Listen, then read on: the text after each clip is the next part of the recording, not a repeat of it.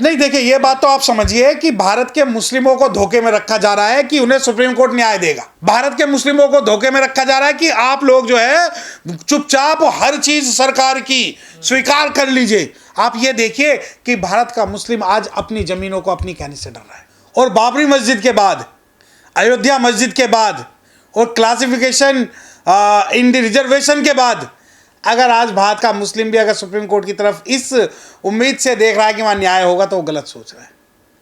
क्योंकि supreme court जो है वो आज जजमेंट तो दे रहा है पर जस्टिस नहीं दे रहा।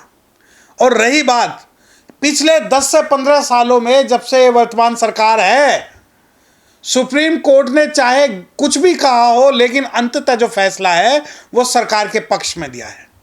अब सवाल आता है कि वक्फ के मामले में क्या भारत के मुसलमानों को सुप्रीम कोर्ट से उम्मीद है या न्याय मिलेगा?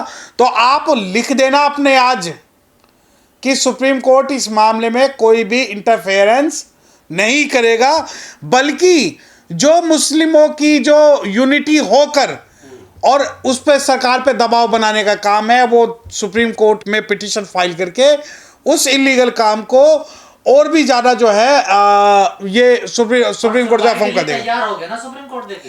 नहीं, सुप्रीम कोर्ट तो बाबरी मस्जिद पे भी सुनवाई के लिए तैयार हुआ था। सुप्रीम कोर्ट तो दूसरे मुद्दों पे भी सुनवाई के लिए तैयार हुआ था।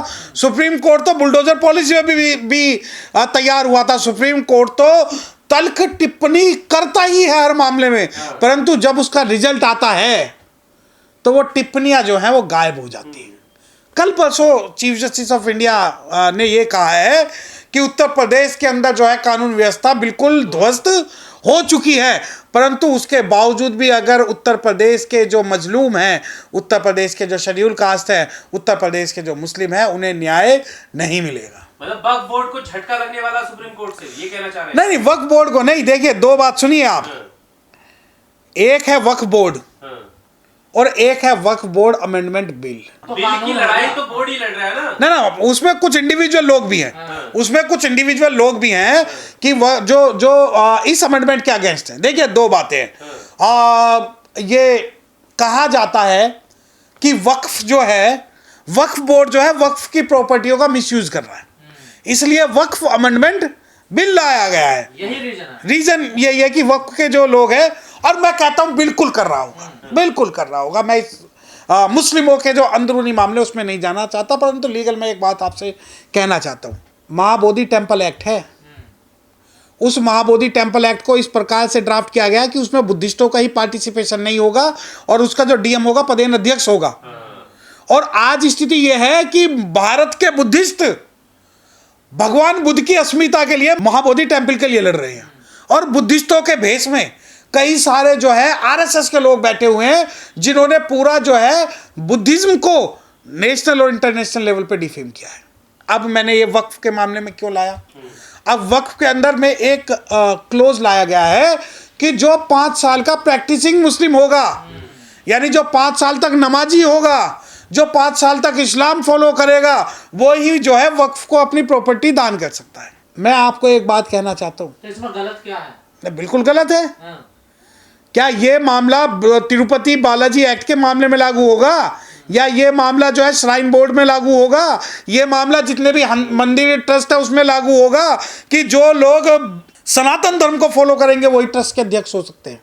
मुझे एक बात बताओ, भारत के कभी किसी मुस्लिम ने तो सरकार ने ये क्लोज क्यों डाला? नहीं, अब मैं बता रहा हूं ना, पहले मेरा सवाल आप ये जवाब सुनिए कि भारत के किसी मुस्लिम ने किसी श्राइन बोर्ड में, किसी ट्रस्ट में, किसी मंदिर में, किसी भी गैर मुस्लिम की संस्थाओं में अपनी हिस्सेदारी की मांग की है? क्या भारत के मुस्लिम ने इस बात पे कभी भी लड़ाई की है कि मंदिरों में शेड्यूल कास्ट को नहीं जाने दिया जा रहा? क्या भारत के मुस्लिमों ने कभी इस बात पे लड़ाई की है कि अथा अकूत संपदा जो है वो दक्षिण के मंदिरों में भरी पड़ी है और उसमें हमारी हिस्सेदारी दीजिए? क्या की है? नहीं। अब आप सवाल करते हैं कि इसमें क्या बुराई है कि प्रैक्टिसिंग हो। मैं यकीन मानिए मुस्लिमों के अंदर कुछ नकली मुस्लिम शामिल किए जाएंगे जो कि इस्लाम और वक्फ की प्रॉपर्टी को प्रत्यक्ष और अप्रत्यक्ष रूप से प्रभावित करेंगे। जो चीज भारत के बुद्धिस्टों के साथ 50 साल पहले हुई है वो भारत के मुसलमानों के साथ आज हो। नहीं, ये क्लोज डालने का क्या डर है? अब हाँ देखिए, अब देखिए दो मुस्लिम हैं, एक मुस्लिम वो है जो कि इस्लाम में विश्वास रखता है परंतु इस्लाम के कुछ प्रैक्टिसेस में विश्वास नहीं रखता। आज भारत का एक मुस्लिम है, मैं खुल के आपको एक एग्जांपल देता हूं। भारत का मुस्लिम आज पब्लिक में नमाज पढ़ने से डर रहा है। उसे डर है कि कहीं किसी स्कूल, कहीं किसी कॉलेज, कहीं किसी पब्लिक प्लेस या कहीं पर भी जिस वक्त नमाज का समय हो, उसके मन में तो नमाज पढ़ने की है परंतु वो शासन, सत्ता और लोगों के डर से नमाज नहीं पढ़ पा रहा। तो क्या आप उसे मुस्लिम नहीं मानेंगे? और एक कन्वर्टेड मुस्लिम होगा जो पांचों वक्त की नमाज करेगा, उसे सरकार का भी संरक्षण होगा और लोगों का भी समर्थन होगा, उसको ये रियल प्रैक्टिशनर मुस्लिम मानेंगे और उसको वक्फ बोर्ड के अंदर ही शामिल करके वक्फ के अंदर कुछ ना कुछ गड़बड़ जो है ये लोग करेंगे। तो ये जो सुप्रीम कोर्ट में याचिका डाली है, क्या धोखे में रखा जा रहा है मुसलमानों को या इसके पीछे कोई बड़ी चाल है? नहीं, देखिए ये बात तो आप समझिए कि भारत के मुस्लिमों को धोखे में रखा जा रहा है कि उन्हें सुप्रीम कोर्ट न्याय देगा। भारत के मुस्लिमों को धोखे में रखा जा रहा है कि आप लोग जो है चुपचाप हर चीज सरकार की स्वीकार कर लीजिए। आप ये देखिए कि भारत का मुस्लिम आज अपनी जमीनों को अपनी कहने से डर रहा है। अगर वो ताजमहल की बात करता है तो उसे कुछ और नाम दे दिया जाता है, अगर लाल किले की बात करता है तो उसे कुछ और नाम दे दिया जाता है, अयोध्या की बात करता है तो उसे कुछ और नाम दे दिया जाता है।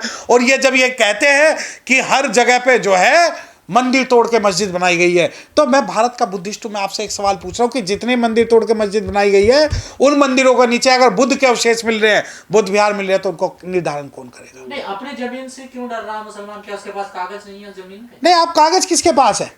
नहीं, आप एक बात बताओ, आप मुस्लिमों को टारगेट करके सवाल कर रहे हैं या भारत के आदिवासियों को टारगेट करके सवाल कर रहे हैं? नहीं, अपनी जमीन से ही क्यों? नहीं, मैं अभी कहा ना, नहीं, मेरी एक बात सुनिए।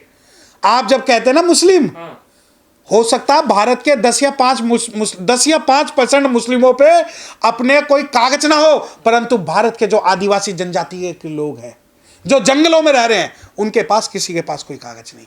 आज अगर आप इस सिद्धांत को भारत के मुस्लिमों पे लागू कर रहे हैं तो कल मेरे जो भाई, मेरा जो परिवार, मेरा जो कबीला जो जंगलों में रह रहा है, जो अनुसूचित जनजाति के लोग हैं, कल अगर आप उनसे कागज मांगोगे तो कहां से देंगे? क्या वो मुस्लिम है या गैर मुस्लिम है? देखिए, मुस्लिम तो टारगेट है लेकिन असली निशाना भारत के मूल निवासी है। अब कागज निर्धारित करेगा क्या? एक मुसलमान जो मरने के बाद भी भारत की जमीन के अंदर रहता है, उस मुसलमान से आप कागज मांग रहे हो, कल आप आदिवासियों से मांगोगे। मैं एक बात आपको बताता हूं, डिस्प्यूट प्रॉपर्टी है उसके तो कागज, कोई तो एविडेंस होगा ना। नहीं, आप प्रॉपर्टी की बात कर रहे हैं या मुस्लिम की बात कर रहे हैं? पहले मुझे बताओ। आपने कहा ना कि अपनी प्रॉपर्टी को बताने से भी डर रहा है। नहीं, मैं आपको एक बात पूछना चाहता हूं, भारत के अंदर क्या अनुसूचित जाति या काश्तकार के पास कोई जमीन नहीं थी? क्या भारत के देखिए 2 प्रॉपर्टी है। एक प्रॉपर्टी मुस्लिमों की जो कि मुस्लिम लोगों के पास है, चाहे वो वक्फ के पास हो, प्राइवेट प्रॉपर्टी हो, और एक मंदिर की प्रॉपर्टी भी है। आप मुझसे सवाल तो नहीं पूछेंगे कि बागेश्वर बाबा एक पूरा गांव बसा रहा है, वो प्रॉपर्टी किसकी है?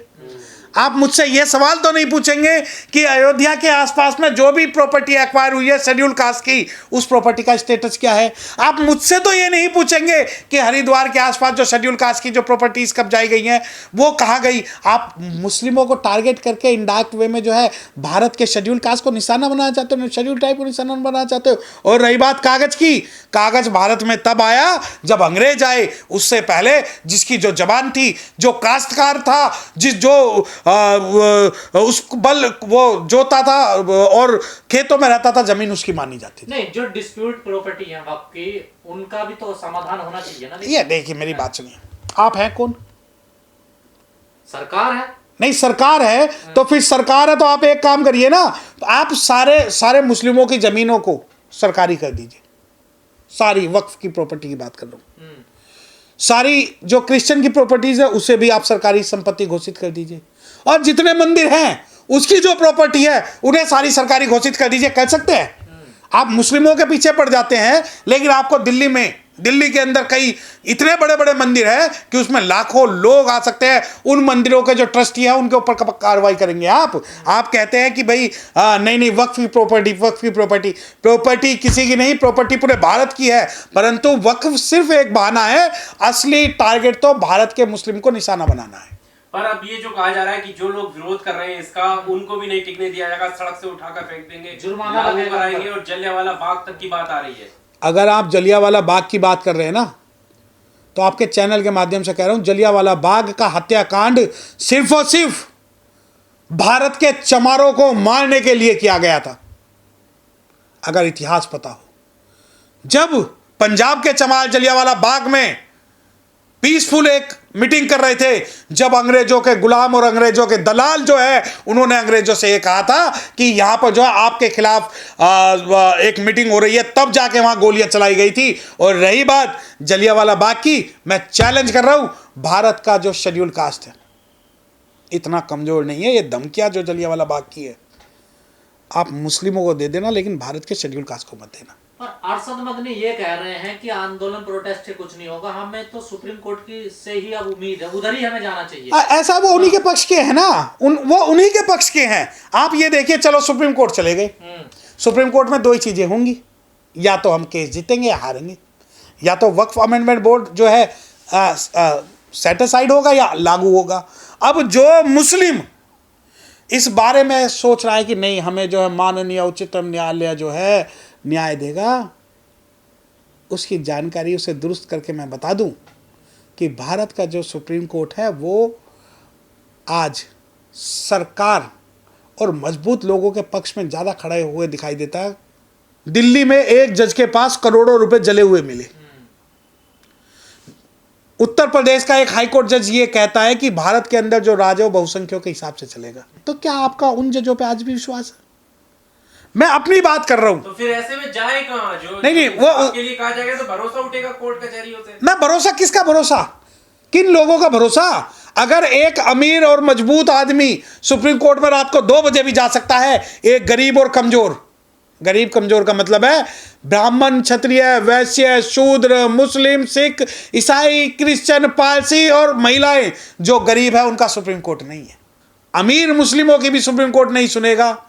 और दूसरी बात, अगर आप ये कहते हैं कि सुप्रीम कोर्ट न्याय देगा, तो आप क्या स्वीकार कर लेना चाहिए, इस बिल को स्वीकार कर लेना चाहिए, क्या करना चाहिए? हाँ देखिए, मेरी बात सुनिए, जब तक भारत का मुसलमान भाजपा और कांग्रेस के बीच में पिसेगा, उसे शासन सत्ता का हर जो जुल्म है, हर जो डिसीजन है, स्वीकार करना पड़ेगा।